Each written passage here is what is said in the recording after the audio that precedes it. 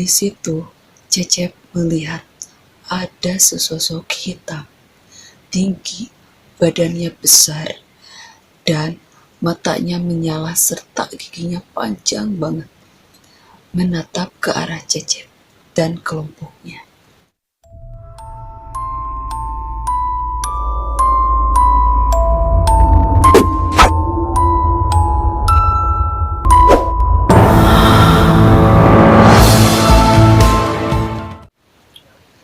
Assalamualaikum warahmatullahi wabarakatuh.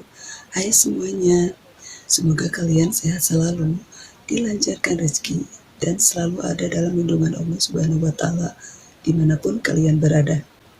Jadi, di video kali ini aku mau menceritakan sebuah kisah horor yang kerap terjadi di lingkungan kita. Tapi sebelum lanjut ke cerita horornya, bagi kalian yang baru gabung di video aku, jangan lupa ya untuk subscribe dan klik tombol loncengnya supaya kalian mendapatkan notifikasi terbaru dari video aku. Jadi, tanpa nunggu lama-lama lagi, kita lanjut aja ke cerita horornya. Oke, let's go. Jadi, story horor ini aku dapatkan dari salah seorang siswa yang aktif dalam suatu kegiatan ekstrakurikuler. Setiap sekolah pasti ada kegiatan ekstrakurikuler. Misalnya sanggar seni, pencak silat, PMR, pramuka, OSIS, dan lain sebagainya. Di sekolahnya itu akan diadakan pelantikan bagi anggota baru yang mengikuti PM. Kebetulan Cecep ini adalah salah satu anggota baru yang mengikuti kegiatan PMR. Kegiatan PMR itu akan dilaksanakan keesokan harinya.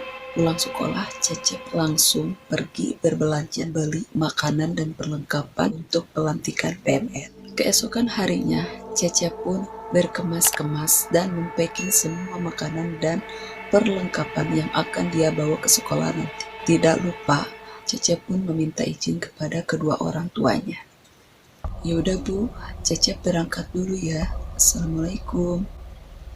Waalaikumsalam. Sampainya di sekolah, Cecep pun disambut oleh teman-temannya yang sudah lama menunggu di gerbang sekolah. Jadi teman-temannya ini adalah kelompoknya Cecep. Jadi setiap kelompoknya itu kemarinnya sudah dibagi-bagi 6 orang dari setiap kelompoknya. Kelompok Cecep terdiri dari Ririn, Pina, Ujang, Edi, Rijal, dan Cecep sendiri. Singkat cerita, kegiatan pelantikan PMR pun dimulai. Jadi panitia seniornya itu sudah menyiapkan beberapa tenda atau beberapa pos yang berjumlah 5 pos. Jadi Cecep dan kelompoknya itu harus melewati 5 pos tersebut. Dari setiap posnya mereka harus menjawab semua pertanyaan yang diberikan oleh setiap penjaga posnya. Cecep dan teman-temannya pun mulai menelusuri pos-pos tersebut. Akhirnya, Cecep pun sampai di pos 1. Di pos 1, mereka berhasil menjawab semua pertanyaan yang diberikan oleh penjaga pos 1 itu. Setelah Cecep dan teman-temannya berhasil melewati pos 1, pos 2, dan pos 3, mereka pun sampai di pos 4. Disinilah kejadian-kejadian yang tidak diinginkan terjadi. Di pos 4 ini, posisinya berada di antara pohon alpukat yang tumbuh tinggi dan besar. Di mana pohon alpukat ini memang sudah lama tumbuh sebelum sekolah itu dibangun.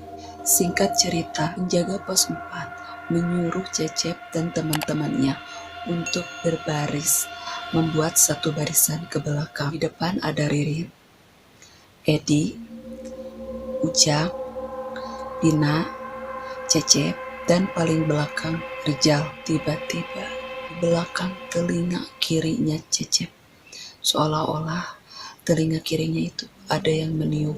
Di situ Cecep memegang telinga kirinya sambil menoleh ke belakang ke arah Rijal. Kira-kira seperti ini. Sambil menatap wajah Rijal sedikit kesal. Rijal pun membalas tatapan Cecep itu. kenapa wajahnya seperti itu, seolah marah sama Rijal. Tapi Rijal tidak menghiraukan tatapan Cecep itu. Dan Cecep pun kembali menatap ke arah depan panitia sambil mendengarkan instruksi dari penjaga pos 4 itu. Lagi-lagi telinga kiri Cecep ditiup lagi.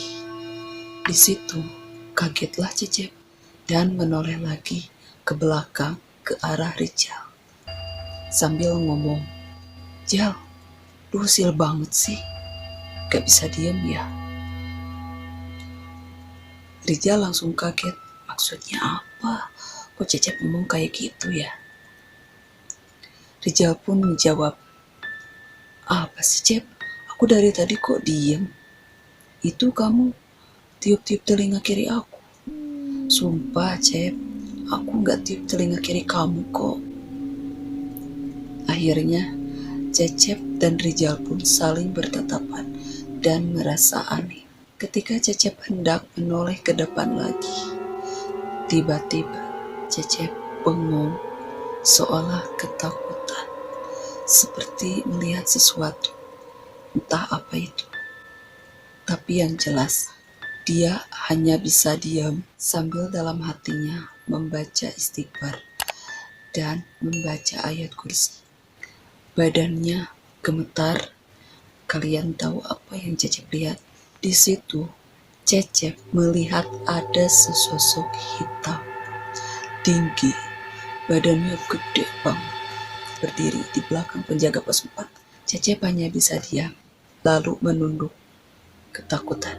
Kira-kira seperti ini. Akhirnya makhluk hitam besar itu hilang. Tapi setelah makhluk itu hilang, tiba-tiba Pina jatuh pingsan. Entah kenapa dan apa yang terjadi pada Pina. Akhirnya panitia membawanya ke ruang UKS.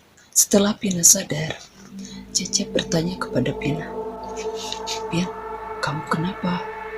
Kok bisa pingsan gitu? Tadi aku gak bisa melawan rasa takutku, Cep.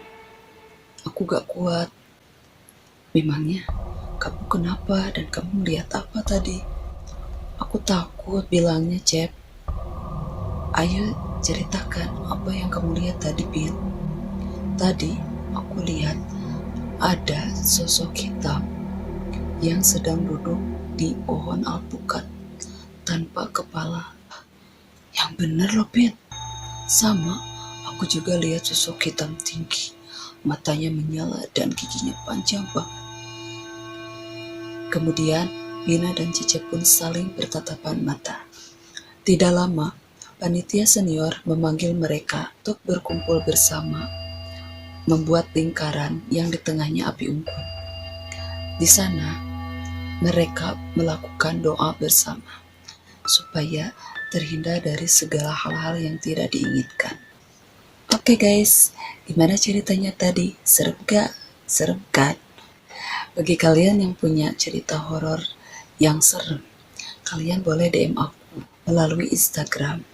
Kalian bisa cek link Instagram aku di description box ya. Oke, saya Dewi Baladewi, izin pamit. Sampai jumpa di cerita horor berikutnya. Assalamualaikum warahmatullahi wabarakatuh.